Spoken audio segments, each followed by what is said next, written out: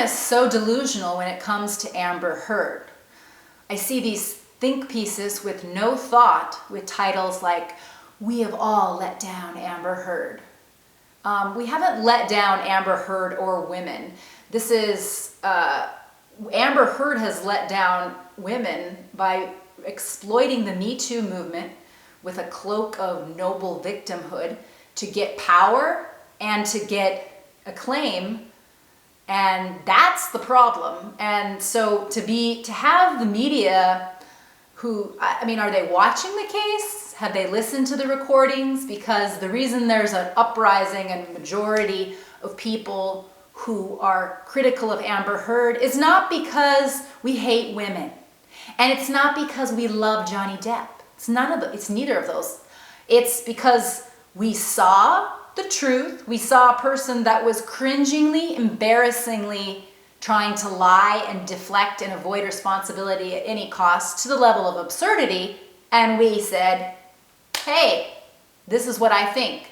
And we went on the side of truth instead of this weird circular logic of lies, which that's the thing. When you get ideologically possessed and entrenched in a viewpoint, you can't see, you are very blind. When you've lost your sense of curiosity and wanting to understand, and you're just heavy in sanctimony and resentment, well, that's the sign that you are really, you really are like a child watching a Disney movie and just can only see, and this person is wearing black and they're a villain, and this person is wearing white and they're good. And that's really how rigid and binary this idea that Amber Heard good, Johnny Depp bad.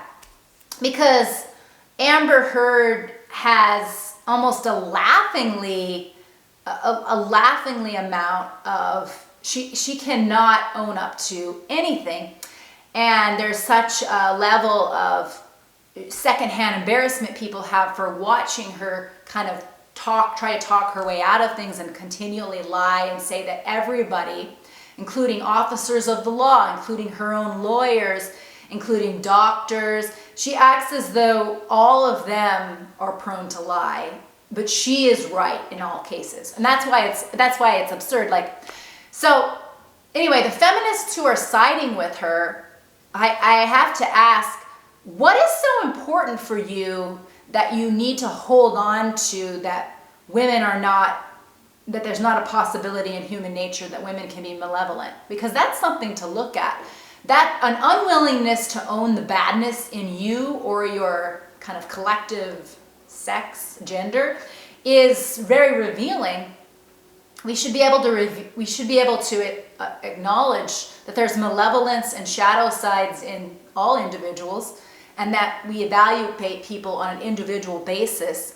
But instead there's this idea that the tyrannical patriarchy and is always going to be oppressive, and this is another example. And it's like, no, this isn't another example of that.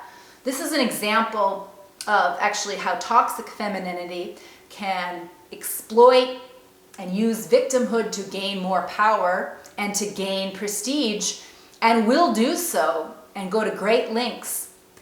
And that we need to have as an example that somebody who tries to lie and exploit and use and is actually ruining the climate for actual domestic abusers to come forward, those people need to be have consequences for their actions. And the consequence is you're going to get criticism. You're going to get criticism for being somebody that doesn't take responsibility, that lies to an absurd level, and that truly tries to use the experiences of other people's sexual assault in order to gain gain that noble victim virtue badge. And we see that an assistant of Amber Heard's testified that she was horrified how Amber Heard stole her sexual assault story and was using it as a way to,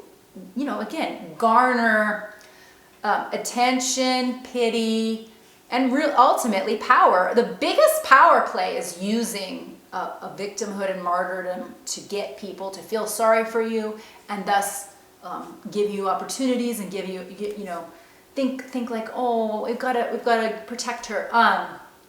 Anyway, so the most feminists I see are making that point, but there are still a few feminists that I don't know if they just are entrenched in their own misandry, where they're just men hating at all costs and got to hold on to that.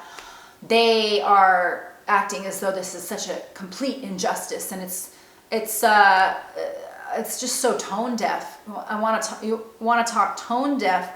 You really need to. I mean, it's these articles.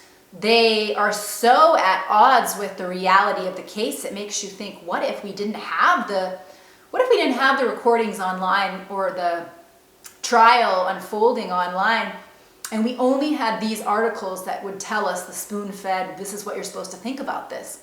And it makes you think, well, in cases when they are telling us what to think about things that we don't see unfolding, like, for instance, anything from Ukraine to COVID to any of that, what elements of a narrative are they creating and spoon-feeding us so that we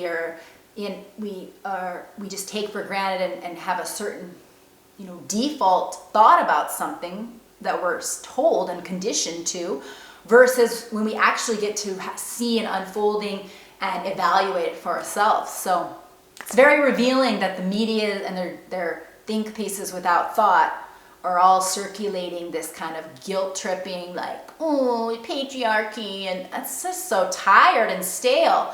I predict that this Amber Heard case is going to allow art to depict that female anti-hero. So we're going to see a lot more of that. We're going to actually have those kinds of characters that are, delightfully, devilishly malevolent, and not in this way where it's like, it's going to kind of show how toxic femininity is something that we can finally make fun of and get and display in art. And I think that Amber Heard's case has opened us up to that, because